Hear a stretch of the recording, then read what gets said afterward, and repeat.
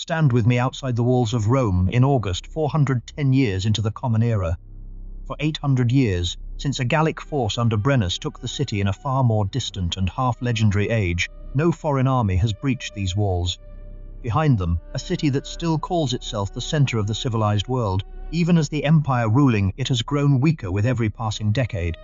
Leading the army now camped outside is a man who has spent more than a decade trying to become part of that empire rather than destroy it, and who is about to do the one thing history remembers him for entirely, because Rome itself refused again and again to give him any other option. What does it actually take to make the man who ends Rome's 800-year unbroken streak, someone who spent years trying to join it instead of burn it? If you want the real, verified story of Alaric and the sack of Rome, the one where the man doing the sacking is a far stranger and more sympathetic figure than his reputation suggests, subscribe now. There's more of exactly this waiting for you. To understand Alaric, you have to set aside the image his name usually conjures, a barbarian invader arriving purely to loot and burn, and replace it with something closer to the actual documented record. Alaric is a Gothic nobleman, born around 370, who spends real time serving as a commander of Gothic troops within the Roman army itself before he ever becomes a threat to it. When he rises to become chief of the Visigoths in 395, his actual sustained ambition for the following years is not conquest for its own sake. He wants formal Roman recognition, the specific military title of Magister Militum, land for his people to settle, food subsidies to sustain them. He wants, in the most literal sense, to be given an official place inside the Roman system he has already spent years serving, not to tear that system down from outside it. None of this makes Alaric's demand some unprecedented radical request either. Rome had been formally settling allied peoples inside its own borders as foederati, treaty-bound allies who received land and subsidies in exchange for military service for well over a century by this point, going back through the Franks, the Alemanni, and multiple other Gothic groups before Alaric's own people were themselves granted that same status after 376. Alaric is not asking Rome to invent a new category of relationship. He is asking to be treated according to a precedent Rome had already set for other peoples many times before him. That relationship with Rome is genuinely complicated from early on, not simply years of patient waiting. In 402, Alaric invades Italy directly, and Stilicho meets him in battle at Pollentia, defeating the Goths decisively enough to capture Alaric's own wife and seize a substantial portion of the Visigothic treasury. Alaric rallies and fights again the following year at Verona, and loses again, forced back into negotiation from a position of real weakness rather than strength. These are not the actions of two men circling each other from a comfortable distance. Stilicho and Alaric fight real battles with real stakes, and still, afterward, keep returning to negotiation rather than permanent war, each apparently recognizing in the other someone worth eventually reaching an arrangement with rather than simply destroying. For years, the man best positioned to actually grant Alaric something close to that recognition is Stilicho, Rome's leading general, himself the son of a Vandal father, a genuine outsider who had nonetheless risen to command Rome's western armies. Stilicho's grip on imperial power ran deeper than military command alone. His own daughter Maria married the young emperor Honorius directly, a marriage that, by the account of a contemporary historian, was never actually consummated across the years it lasted. And after Maria's death, Stilicho arranged for his second daughter, Thermantia, to marry Honorius in turn, a union that ended in divorce within the same year Stilicho himself was executed. This was not simply political influence exercised at a comfortable distance. Stilicho had bound his own family directly into the imperial house itself twice, and neither marriage produced so much as an heir, a strange, hollow foundation for the actual power he wielded across more than a decade. The relationship between Stilicho and Alaric across these years is complicated, sometimes cooperative, sometimes openly hostile, but it represents the closest thing Alaric ever has to a real path toward the settlement he actually wants. That path closes permanently in 408, when Stilicho is executed on accusations of treason, charges modern historians treat with real skepticism given how conveniently they served his political rivals at court. The specific rival responsible was a court official named Olympius, who spread word to the weak-willed Honorius that Stilicho intended to place his own son on the Eastern Roman throne, a claim serious enough to secure Stilicho's immediate execution once Honorius believed it. Olympius did not stop with Stilicho alone. In the aftermath, he orchestrated a campaign of violence against the families of Gothic soldiers still serving loyally within the Roman army itself, wives and children killed in Roman cities, specifically because of their ethnicity, a massacre that drove the surviving Gothic soldiers, men who had until that exact point been fighting for Rome rather than against it, to abandon their posts and join Alaric's forces instead. Rome did not simply lose the general most capable of managing this crisis. It actively manufactured thousands of new recruits for the army it would soon be fighting. Alaric reads Stilicho's death correctly as the end of any realistic chance at a negotiated arrangement with the empire's current leadership, and turns his attention toward Italy and Rome itself, not first as a conqueror, but as a man who has run out of every other option for getting what he actually wants. If the idea that Rome's own political paranoia eliminated the one man capable of avoiding this entire disaster interests you as much as it interests us, our members get more of exactly this kind of decision-by-decision breakdown, first and uncut. It's there whenever you want to go further with us. What follows across 408 and 409 is not immediate violence, but an extended, increasingly desperate negotiation carried out under the pressure of an actual military siege. Alaric surrounds Rome and settles in to starve the city into serious terms rather than storming it outright. And Rome's own leadership, deeply divided and reacting from a position of real weakness, eventually agrees to a ransom whose specific terms survive in surprising, almost absurd detail. 5,000 of gold, 30,000 pounds of silver, 4,000 silk robes, 3,000 scarlet-dyed fleeces, and 3,000 pounds of pepper. This is not the demand of a man interested in erasing Rome. It is the demand of a man extracting exactly the kind of tribute an established, recognized power might reasonably expect, dressed in specifics detailed enough to make clear this was a real negotiation rather than simple plunder. Rome's own internal dysfunction makes reaching any lasting settlement considerably harder than it needed to be.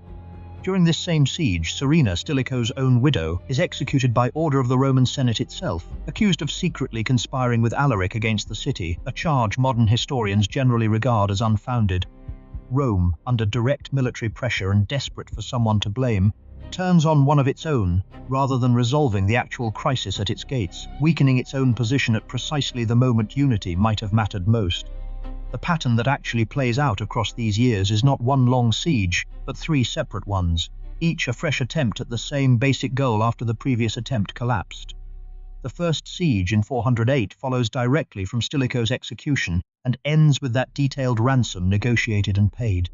The second, in 409, follows the breakdown of whatever understanding that ransom was meant to secure. Alaric tries one further, stranger tool of leverage during that second siege before violence becomes the only option left. He raises a Roman senator named Priscus Attalus as a rival, puppet emperor, proclaiming him not out of any genuine intention to rule through a figurehead, but specifically to pressure the actual sitting emperor, Honorius, into finally granting the recognition Alaric had wanted from the very beginning. Attalus is proclaimed, then discarded, then briefly proclaimed again, a political tool used and abandoned as Alaric's actual negotiating position shifts, never the real point of the exercise at all. What finally triggers the third and final siege in 410 is not simply exhausted patience with a puppet emperor's failure, but one more specific act of Roman bad faith.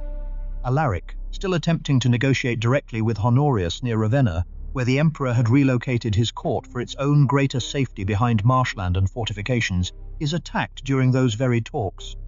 It is that betrayal, an assault carried out in the middle of an active negotiation, that finally convinces Alaric no peaceful settlement with this emperor will ever actually be honored, and sends him marching south toward Rome for the last time. Now feel the moment that decade of failed negotiation finally runs out.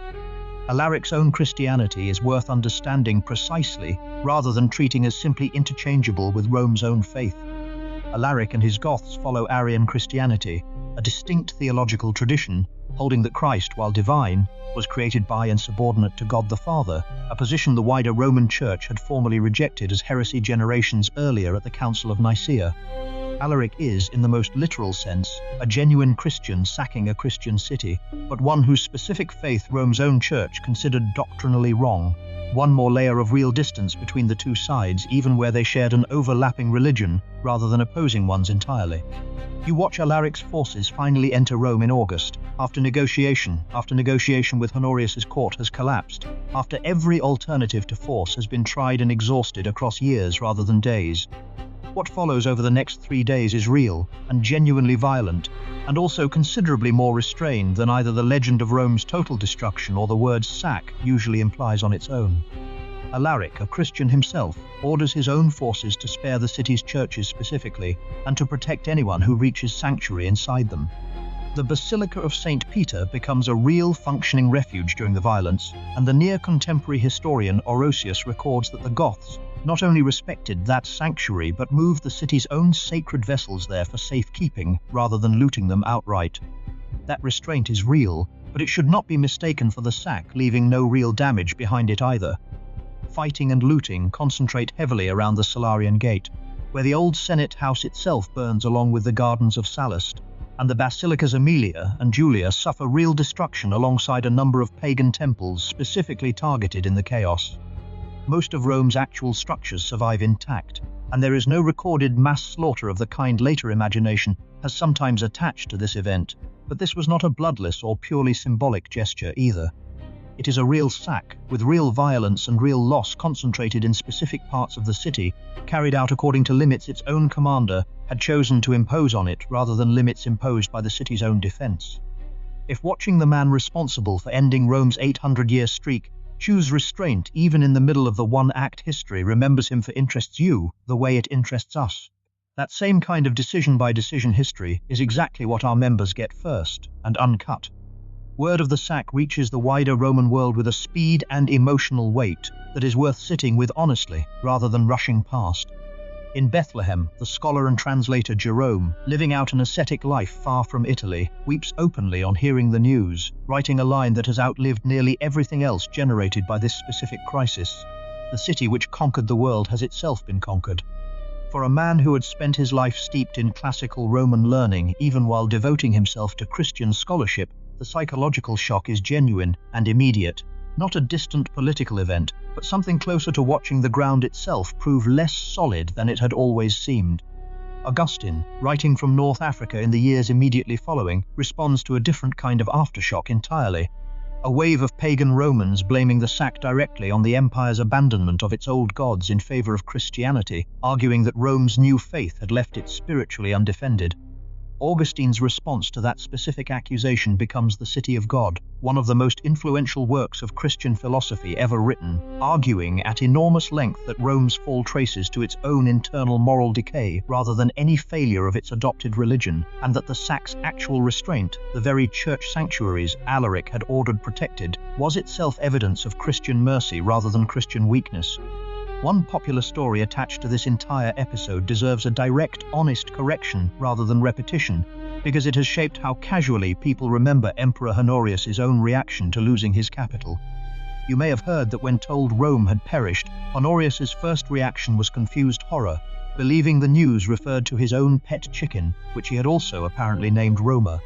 This detail comes from Procopius, writing in the early 6th century, nearly 100 years after the actual event, and no source any closer to 410 mentions anything like it at all.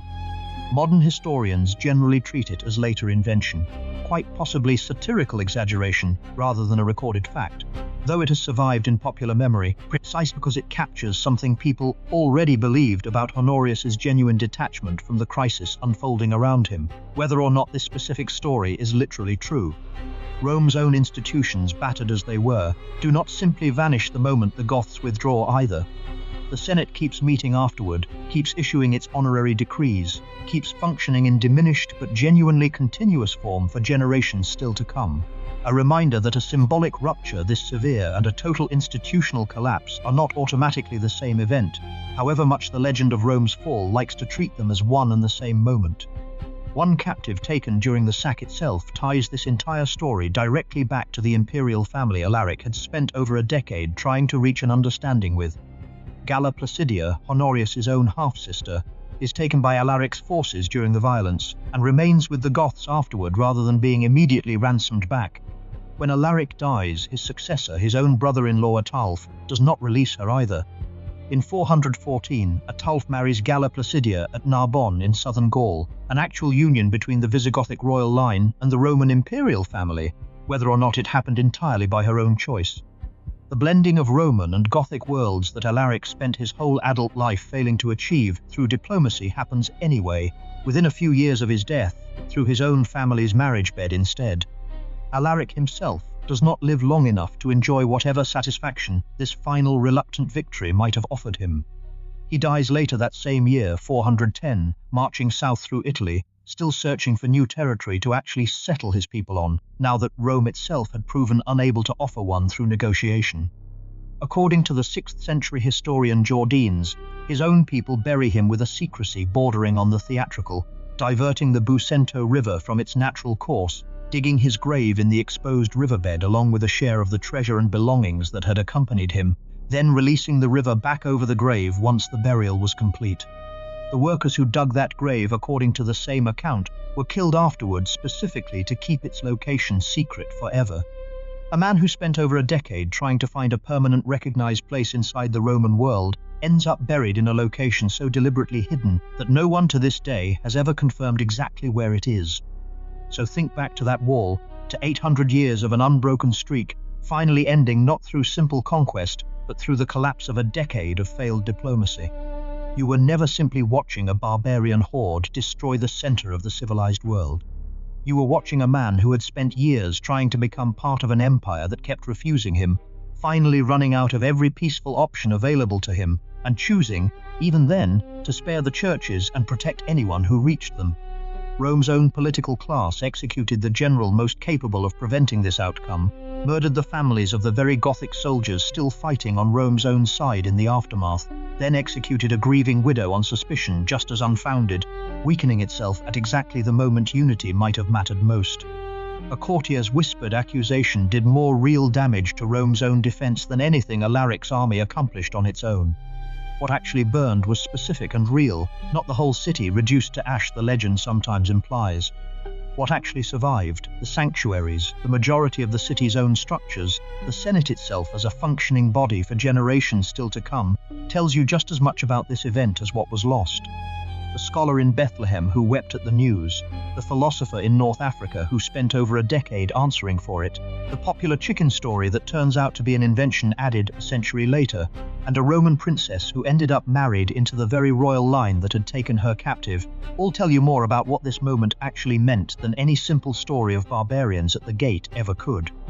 If this is the kind of history you want more of, the legends checked against what the sources can actually support, the invaders who turn out to have wanted something considerably more complicated than destruction, the empire's own dysfunction doing as much damage as the army at its walls, there's another one waiting for you. Click it and walk with us further into